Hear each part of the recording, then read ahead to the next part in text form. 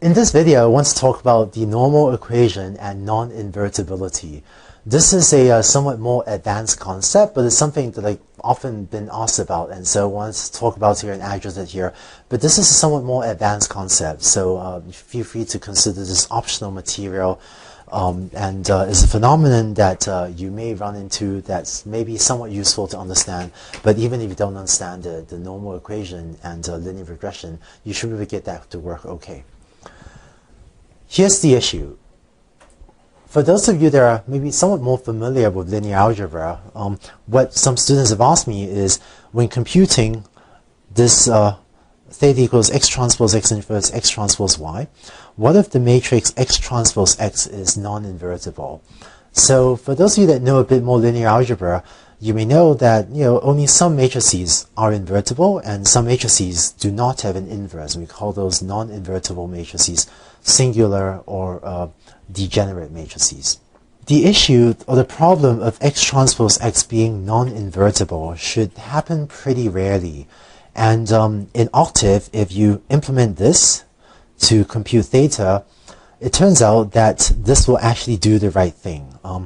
I'm getting a little technical now, and I don't want to go into the details, but Octave has two functions for inverting matrices. One is called pinv, and the other is called inv. And the differences between these two are somewhat technical. One's called the pseudo-inverse, one's called the inverse. But you can show mathematically that so long as you use the pinv function, then this will actually compute the value of theta that you want, even if x transpose x is non-invertible. The specific details between what is the difference between pinv and what is inv, that's somewhat advanced numerical computing concepts that I don't really want to get into. But I thought in this optional video, I'll try to give you a little bit of intuition about what it means for x transpose x to be non-invertible, for those of you that know a bit more linear algebra and might be interested. I'm not going to prove this mathematically, but if x transpose x is non-invertible, there are usually two most common causes for this. The first cause is if somehow in your learning problem you have redundant features. Concretely, if you're trying to predict housing prices, and if x1 is the size of the house in feet, in square feet, and x2 is the size of the house in square meters, then 1 meter is equal to 3.28 feet, rounded to 2 decimals. And so your two features will always satisfy the constraint that x1 equals 3.28 squared times x2.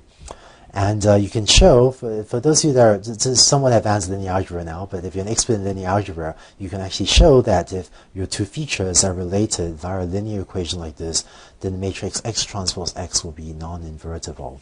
The second thing that can cause x transpose x to be non-invertible is if you're trying to run a learning algorithm with a lot of features.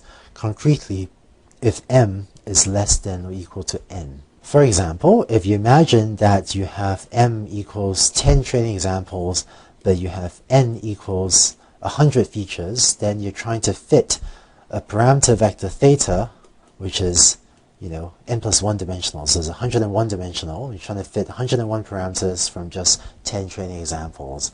And this turns out to sometimes work, but to not always be a good idea, because as we'll see later, you might not have enough data if you have only 10 examples to fit 100 or 101 parameters. We'll see later in this course why this might be too little data to fit this many parameters. But commonly what we do then, if m is less than n, is to see if we can either delete some features or to use a technique called regularization, which is something that we'll talk about later in this course as well, that will kind of let you fit a lot of parameters, use a lot of features, even if you have a relatively small training set. But this regularization will be a later topic in this course. But to summarize, if ever you find that x transpose x is singular, or alternatively you find it is non-invertible, what I would recommend you do is first look at your features and see if you have redundant features like this x1, x2, being linearly dependent or being a linear function of each other like so. And if you do have redundant features, and if you just delete one of these features, you really don't need both of these features. If you just delete one of these features, that would solve your non-invertibility problem.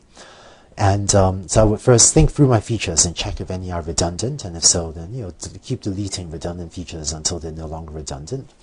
And if your features are not redundant, I would check if I might have too many features, and if that's the case, I would either delete some features if I can bear to use fewer features, or else I would consider using regularization, which is this topic that we'll talk about later. So that's it for the normal equation and what it means for if the matrix X transpose X is non-invertible. But this is a problem that you should run, that hopefully you run into pretty rarely.